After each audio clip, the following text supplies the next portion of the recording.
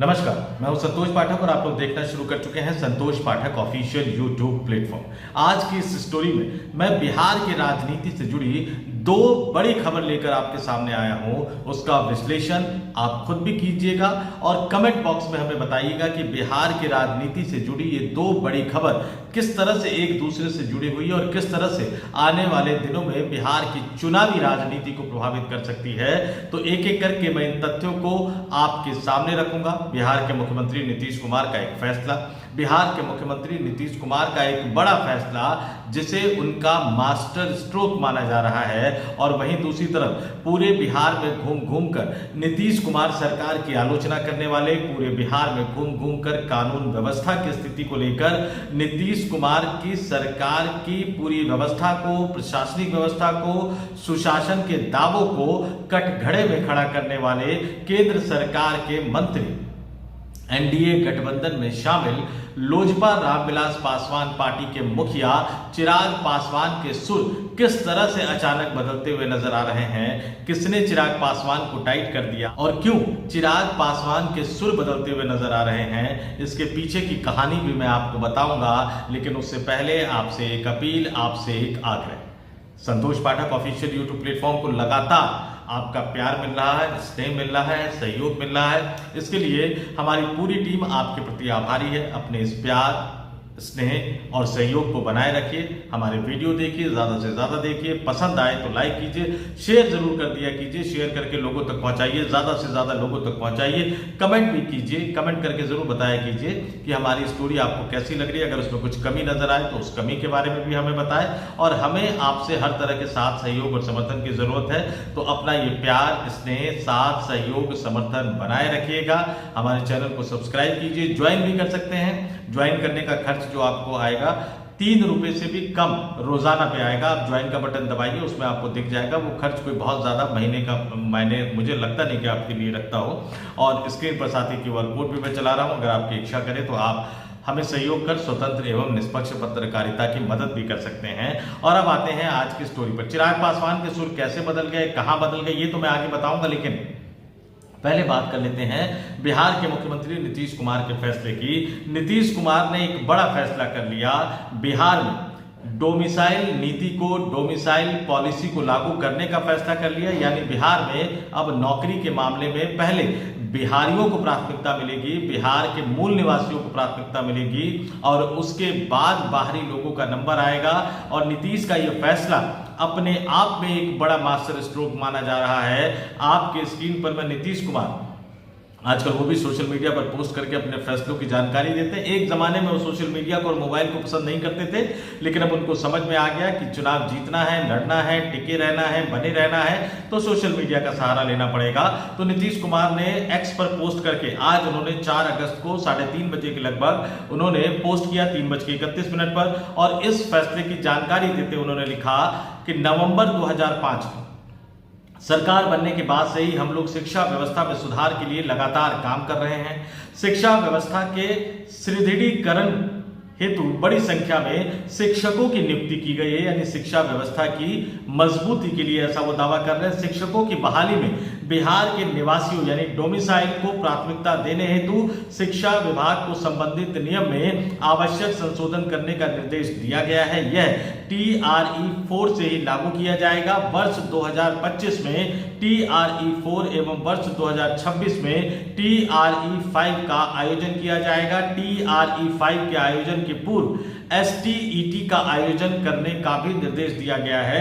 तो नीतीश कुमार के इस फैसले को एक तरह से मास्टर स्ट्रोक माना जा रहा है। और किस तरह से या क्यों नीतीश कुमार के इस फैसले को मास्टर स्ट्रोक कहा जा रहा है, वो भी मैं आपको बताने जा रहा हूं। दरअसल बिहार में लंबे समय से डोमिसाइल नीति को लागू करने की मांग की जा रही है। लगातार वहां के छात्र सड़कों पर उतर के प्रोटेस्ट कर रहे हैं कि बिहार में नौकरी के मामले में डोमिसाइल नीति लागू की जाए। और बिहार में इस नीति को लागू करने की मांग को लेकर शिक्षक अभ्यर्थी सड़कों पर कई बार उतर चुके हैं। बिहार में तो बाकायदा सड़कों पर यह नारा भी लग चुका है कि डोमिसाइल नहीं तो वोट नहीं। और अब उनकी ये मांग पूरी कर दी गई है। यानी नीतीश कुमार की सरकार ने उनकी ये मांग पूरी कर दी। और साथ ही TRE 5 से पहले राज्य शिक्षक पात्रता परीक्षा भी ली जाएगी, जैसा कि मैंने आपको बताया, जिससे नए लोगों को भी आगामी शिक्षक भर्ती परीक्षा में पास होने का मौका मिलेगा। तो निश्चित तौर पर नीतीश कुमार की सरकार का एक बड़ा फैसला, और अब ये माना जा रहा है कि इससे सरकारी नौकरियों में जो स्थानीय युवा हैं, यानी बिहार के जो युवा हैं, उनको प्राथमिकता मिलेगी। डोमिसाइल नीति लागू होने के बाद निश्चित तौर पर बिहार के युवाओं को रोजगार मिलेगा। और इससे पहले ही हाल ही में राज्य की कैबिनेट ने एक अहम फैसला भी किया था, जिसके तहत सरकारी नौकरियों में महिलाओं को मिलने वाले 35% आरक्षण का लाभ अब सिर्फ बिहार की स्थायी निवासी महिलाओं को ही मिलेगा। तो पहले आपने सरकारी नौकरी में बिहार की महिलाओं के लिए 35% का आरक्षण कर दिया, और अब शिक्षक भर्ती के मामले में आपने डोमिसाइल नीति को लागू कर दिया। तो निश्चित तौर पर जिस तरह से आजकल नीतीश कुमार लगातार एक के बाद एक बड़े फैसले करते जा रहे हैं, लगातार एक के बाद एक बड़ा ऐलान करते जा रहे हैं, तो उन ऐलानों के जरिए, चाहे वो बटाईदार हो, चाहे वो भूमिहीन किसान हो, चाहे वो युवा हो, चाहे वो महिला हो, चाहे वो पत्रकार हो, अलग अलग तबके के लोगों से जुड़े हुए तमाम लोगों के लिए नीतीश कुमार लगातार घोषणाएं भी कर रहे हैं, और लगातार वो नई नई जो सामाजिक कल्याण की जो योजना है, उनकी राशि को भी बढ़ाने की कोशिश कर रहे हैं। तो निश्चित तौर पर इसको नीतीश कुमार का एक मास्टर स्ट्रोक माना जा रहा है, क्योंकि इससे युवाओं में कम से कम उनकी लोकप्रियता फिर से बढ़ती हुई नजर आएगी। और जाहिर सी बात है, बिल्कुल स्पष्ट बात है कि जो नौकरी देगा वो नेता या उन नेता को देश के युवा, महिला ज्यादा पसंद करेंगी। लेकिन उनके इस मास्टर स्ट्रोक ने उनके एक धुर विरोधी का भी हृदय परिवर्तन कर दिया है, जो लगातार नीतीश कुमार की पार्टी का बंटाधार करने के मिशन में जुटे हुए थे, जो लगातार बिहार में घूम घूम कर नीतीश सरकार के सुशासन पर सवाल उठा रहे थे। और सिर्फ इस बार ही नहीं, इससे पहले के विधानसभा चुनाव में भी, यानी 2020 के विधानसभा चुनाव में भी उन्होंने जनता दल यूनाइटेड का, यानी नीतीश कुमार की पार्टी का बंटाधार करने में महत्वपूर्ण भूमिका निभाई थी। लेकिन अब जी आपने बिल्कुल ठीक समझा, चिराग पासवान साहब का जिक्र कर रहा हूं, एनडीए गठबंधन का हिस्सा है। एनडीए गठबंधन के हिस्से के तौर पर केंद्र की नरेंद्र मोदी सरकार में मंत्री बनकर सत्ता का सुख भी भोग रहे हैं। लेकिन पूरे बिहार में घूम घूम कर वो नीतीश सरकार को लेकर क्या बोल रहे हैं, नीतीश कुमार की प्रशासनिक व्यवस्था को लेकर क्या बोल रहे हैं, नीतीश कुमार के सुशासन को लेकर जिस तरह से पोल खोल रहे हैं, उतने तल्ख शब्दों में तो विपक्षी राजनीतिक दल भी बयान नहीं दे रहे, चाहे वो तेजस्वी यादव हो, चाहे प्रशांत किशोर हो। लेकिन अब उन चिराग पासवान साहब के भी सुर बदलते हुए नजर आ रहे हैं, और इसके पीछे की कहानी बड़ी दिलचस्प है। जैसा कि मैंने कहा, आखिर तक हमारे साथ बने रहिएगा, आखिर तक बने रहिएगा, क्योंकि अब हम आपको राज की बात बताने जा रहे हैं। लेकिन पहले चिराग पासवान ने जो कहा वो जरा आपको बता देते हैं। आपको तो याद ही होगा कि चिराग पासवान ने हाल ही में बयान दिया था कि उन्हें बड़ी शर्मिंदगी महसूस होती है, उन्हें बड़ा दुख होता है कि वो बिहार की सरकार को समर्थन कर रहे हैं, यानी नीतीश कुमार की सरकार को समर्थन कर रहे हैं। पूरे बिहार में घूम घूम कर वो कह रहे हैं कि 3 बार सांसद बनने के बाद उनको लगा कि विकसित बिहार बनाने के लिए उनको बिहार जाना पड़ेगा। 2005 से बिहार में नीतीश कुमार मुख्यमंत्री हैं, यानी उनके सरकार पर सवाल उठा रहे हैं। और उनके जीजा जो कि सांसद भी है उनकी पार्टी से, अरुण भारती, वो तो लगातार ये कह रहे हैं कि बिहार चिराग पासवान को बुला रहा है। तो एनडीए गठबंधन में शामिल होने के बाद भी अगर चिराग पासवान को बिहार बुला रहा है तो नीतीश कुमार क्या करेंगे, इसको नीतीश कुमार की विदाई के रूप में देखा गया है। ये कहा गया कि चिराग पासवान का इस्तेमाल करके भारतीय जनता पार्टी नीतीश कुमार को डाउन करना चाहती है, जिस तरह से 2020 के विधानसभा चुनाव में किया था। लेकिन मैंने आपको एक स्टोरी भी दिखाई थी कि नीतीश कुमार ने सीधे सीधे भारतीय जनता पार्टी के आला कमान को ये बता दिया था कि अब आप चिराग पासवान से 1 to 1 बात कीजिए कि वो चाहते क्या है। अगर वो एनडीए गठबंधन से अलग हटकर चुनाव लड़ना चाहते तो निश्चित तौर पर जाए, अलग होकर चुनाव लड़े, अपनी राजनीतिक ताकत दिखाए। लेकिन ऐसा नहीं हो सकता कि वो एनडीए गठबंधन में शामिल रहे, एनडीए गठबंधन में शामिल रहकर सत्ता का सुख भी भोगे, और साथ ही एनडीए गठबंधन की ही बिहार सरकार को अपनी ही राज्य सरकार की आलोचना करते हुए नजर आए। और उसके बाद, उससे पहले जेपी नड्डा ने बुलाया था, जेपी नड्डा से मुलाकात के बाद भी चिराग पासवान के तेवरों में कोई नरमी नहीं आई, बल्कि और ज्यादा उनके तेवर तल्ख होते नजर आए। उसके बाद भारतीय जनता पार्टी पर कई तरह के आरोप लगाए गए, जनता दल यूनाइटेड से भी एक चीजें निकलकर सामने आने लगी। तो कहीं ऐसा तो नहीं कि जेपी नड्डा ने मिलने के बाद समझाने की बजाय उनको और चढ़ा दिया होगा कि नहीं, बिल्कुल सही काम कर रहे हो, आप उस काम पर बने रहो, उस रास्ते पर चलते रहो। लेकिन उसके बाद फिर नीतीश कुमार की तरफ से दोबारा संदेशा भिजवाया गया कि अब बहुत हो गया, अब इससे ज्यादा इसको बर्दाश्त नहीं किया जा सकता। तो उसके बाद चिराग पासवान के सुर बदलते हुए नजर आ रहे हैं। और कैसे चिराग पासवान के सुर बदले और अब क्या चिराग पासवान बोल रहे हैं, ये आपके लिए जानना बहुत दिलचस्प होगा। नीतीश कुमार जब राष्ट्रीय जनता दल के साथ थे, जब तेजस्वी यादव उनकी सरकार में उप मुख्यमंत्री थे और जनता दल यूनाइटेड और आरजेडी गठबंधन की सरकार थी, तो नीतीश कुमार के स्वास्थ्य पर सवाल उठाने वाले चिराग पासवान, अभी हाल ही में उन्होंने एक इंटरव्यू में क्या कहा, उन्होंने बिहार के मुख्यमंत्री नीतीश कुमार के नेतृत्व पर विश्वास जताया, पूरा भरोसा जताया और चिराग पासवान ने यहां तक कहा कि नीतीश कुमार अगले 5 साल तक बिहार चलाने के लिए पूरी तरह से स्वस्थ है और ठीक है, उनके नेतृत्व में ही चुनाव लड़ा जाएगा और एनडीए जीत भी दर्ज करेगा, यानी एनडीए उनके नेतृत्व में चुनाव लड़ेगा। जो बात नरेंद्र मोदी अमित शाह अभी तक नहीं कह रहे, चिराग पासवान कह रहे हैं कि एनडीए नीतीश कुमार के नेतृत्व में बिहार में विधानसभा का चुनाव लड़ेगा और उनके ही नेतृत्व में सरकार बनाएगा, यानी नीतीश कुमार ही मुख्यमंत्री बनेंगे और अगले 5 वर्षों तक नीतीश कुमार बिहार को चलाने के लिए पूरी तरह से स्वस्थ और ठीक है। और तर्क क्या दे रहे हैं चिराग पासवान, उन्होंने कहा कि बिहार अभी जिस दौर से गुजर रहा है उसे अनुभवी नेता की जरूरत है। नीतीश कुमार ही वह नेता है जो बिहार जैसे राज्य को जंगल राज से निकालकर आज इस मुकाम तक लाए हैं। अब कुछ दिन पहले आपराधिक घटनाएं, वारदातें, प्रशासन, पुलिस व्यवस्था, सरकार की कमजोरी पर सवाल उठाने वाले कह रहे हैं कि नीतीश कुमार ही बिहार को जंगल राज से निकालकर आज इस मुकाम तक लाए हैं और उन जैसे अनुभवी नेता की बिहार को जरूरत है। अगले 5 वर्षों तक वो फिर से मुख्यमंत्री बने रहेंगे और साथ ही ये भी कह रहे हैं कि हम तो ये दुआ करेंगे कि वो लंबे समय तक स्वस्थ रहे और बिहार को अपना नेतृत्व देते रहे। यानी चिराग पासवान की ये सुर बदलते हुए नजर आ रहे हैं और अपने बयान पर, जो कानून व्यवस्था की स्थिति को लेकर लगातार वो बयान दे रहे थे, उस पर उन्होंने सफाई भी दी। उन्होंने कहा कि मैं केंद्र सरकार का हिस्सा हूं, मुझे मंच मिला है कि मैं जनता की बात सरकार तक पहुंचा सकूं। मैं बिहार की सरकार में नहीं हूं पर बिहार सरकार का समर्थन कर रहा हूं, इसलिए जब भी कोई गंभीर मुद्दा सामने आता है तो उसे मजबूती से उठाता हूं। विपक्ष मेरे शब्दों को तोड़ मरोड़ कर जनता को गुमराह करने की कोशिश करता है। विपक्ष जनता को भ्रमित करना चाहता है कि मैं एनडीए छोड़कर अकेले चुनाव लड़ूं।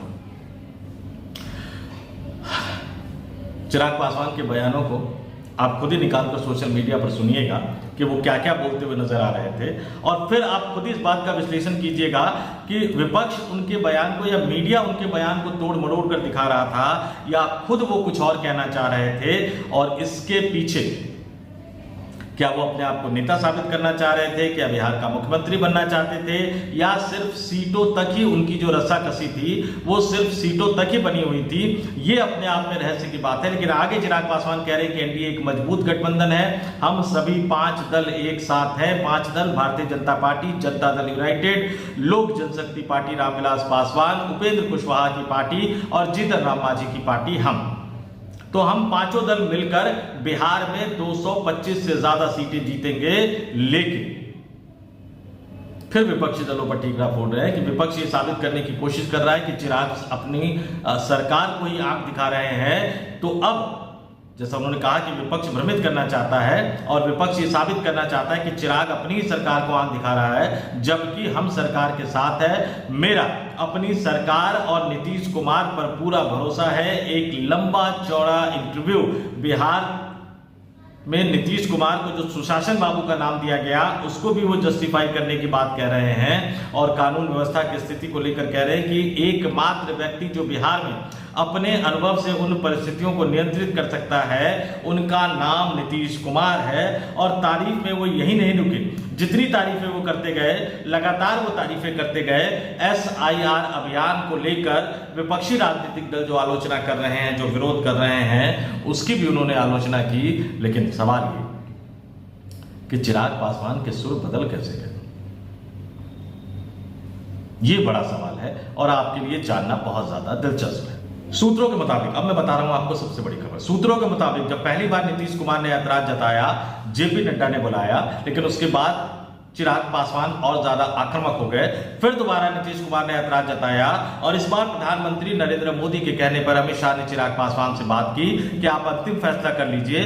अगर आपको एनडीए गठबंधन से बाहर जाकर चुनाव लड़ना है तो आप बिहार में अलग से अकेले चुनाव लड़ने के लिए स्वतंत्र है, लेकिन अगर आपको एनडीए गठबंधन का हिस्सा बनकर रहना है तो फिर आपको नीतीश कुमार की बिहार की एनडीए गठबंधन की सरकार की आलोचना करना बंद करना होगा। और अमित शाह के संदेशे का मतलब चिराग पासवान समझ समझ गए कि अब अगर उन्होंने बहुत ज्यादा किंतु परंतु किया तो न वो इधर के रहेंगे न वो उधर के रहेंगे। इससे पहले एक बार भारतीय जनता पार्टी उनके साथ ये खेला कर चुकी है, तो वो वर्तमान राजनीतिक माहौल को अच्छी तरह से समझ गए। और उसके बाद चिराग पासवान ने इंटरव्यू दिया। किसको इंटरव्यू दिया? ये सोशल मीडिया के जरिए आपके पास लगातार आ रहा होगा, लगातार वो सारी बातें आ रही होंगी। तो चिराग पासवान ने वो इंटरव्यू दिया और उस इंटरव्यू में जमकर उन्होंने तारीफ की नीतीश कुमार की, यानी अमित शाह की क्लास के बाद चिराग पासवान के सुर बदल गए। हालांकि सीटों को लेकर अभी तक उन्हें कोई ठोस आश्वासन नहीं दिया गया। मैं फिर ही बता देता हूं, 60 सीट से शुरू किया था, 48 पर आकर टिके थे, 40 मिलने की संभावना भी नहीं है, 30 मिलने की संभावना भी नहीं है, 25 के इर्द गिर्द ही वो रह सकते हैं। वो भी बहुत मुश्किल से 25 के इर्द गिर्द वो रहेंगे, क्योंकि नीतीश कुमार खुद 100 से नीचे जाने को तैयार नहीं है। तो नीतीश कुमार लगातार बड़े बड़े फैसले कर रहे हैं, बड़े बड़े मास्टर स्ट्रोक मार रहे हैं, लेकिन उनका सबसे बड़ा मास्टर स्ट्रोक अगर मेरे लिहाज से पूछा जाए तो भारतीय जनता पार्टी पर दबाव डालकर चिराग पासवान का सुर बदलवाना उनका सबसे बड़ा मास्टर स्ट्रोक है। और इसने बिहार की चुनावी राजनीति के गणित को एक बार फिर से बदल दिया, क्योंकि सूत्र ये बता रहे थे कि चिराग पासवान और प्रशांत किशोर जैसे दोनों एक दूसरे की तारीफ कर रहे थे तो दोनों मिलकर चुनाव लड़ सकते थे, लेकिन अब वो खेला बदल गया है। और अब चिराग पासवान आज की तारीख में एनडीए गठबंधन के साथ मजबूती से खड़े हैं, नीतीश कुमार की जबरदस्त तारीफ कर रहे हैं। हालांकि प्रशांत किशोर का खेला कुछ और है, एक अलग सा वीडियो मैं बनाऊंगा आपको, और फिर मैं आपको बताऊंगा कि प्रशांत किशोर आखिर बिहार के विधानसभा चुनाव में किसको हराने के लिए काम कर रहे हैं, और प्रशांत किशोर के बिहार के सभी 243 विधानसभा सीटों पर लड़ने का खामियाजा किसको भुगतना पड़ेगा। और फिर आपको समझ में आएगा कि 2020 में चिराग पासवान जिस तरह से नरेंद्र मोदी के हनुमान बनकर उतर गए थे और जनता दल यूनाइटेड का बंटाधार कर दिया था, तो 2025 में प्रशांत किशोर हनुमान बनकर तो उतर रहे हैं, लेकिन वो नरेंद्र मोदी के हनुमान नहीं है। इसके पीछे की कहानी बहुत दिलचस्प है, एक अलग से वीडियो बनाऊंगा तो उसमें मैं आपको विस्तार से बताऊंगा। फिलहाल इस वीडियो में इतना ही। जाते जाते फिर आपसे अपील करूंगा, वीडियो पसंद आया तो लाइक कीजिए, शेयर कीजिए, ज्यादा से ज्यादा लोगों तक पहुंचाइए। ये बहुत जरूरी है, ये लोकतंत्र को बचाने के लिए, स्वतंत्र एवं निष्पक्ष पत्रकारिता को बचाने के लिए, ब्लैक एंड व्हाइट से इतर हटके निष्पक्ष पत्रकारिता की रक्षा के लिए बहुत जरूरी है कि आप इस वीडियो का ज्यादा से ज्यादा प्रचार प्रसार करें, लोगों तक पहुंचाएं। तो आप प्रचार प्रसार कीजिए, कमेंट करके जरूर बताइएगा कि नीतीश कुमार के मास्टर स्ट्रोक को, चिराग पासवान के सुर बदलने को लेकर आपका क्या मानना है, और आने वाले दिनों में बिहार की राजनीति किस तरफ घूमती जा रही है। प्रशांत किशोर को लेकर भी अगर आपका कोई कमेंट है या आपका कोई विश्लेषण है तो उसको भी कमेंट करके जरूर बताइएगा। और संतोष पाठक ऑफिशियल यूट्यूब प्लेटफॉर्म को सब्सक्राइब जरूर कीजिएगा। तो इस वीडियो में इतना ही, मुझे यानी संतोष पाठक को दीजिए इजाजत, नमस्कार।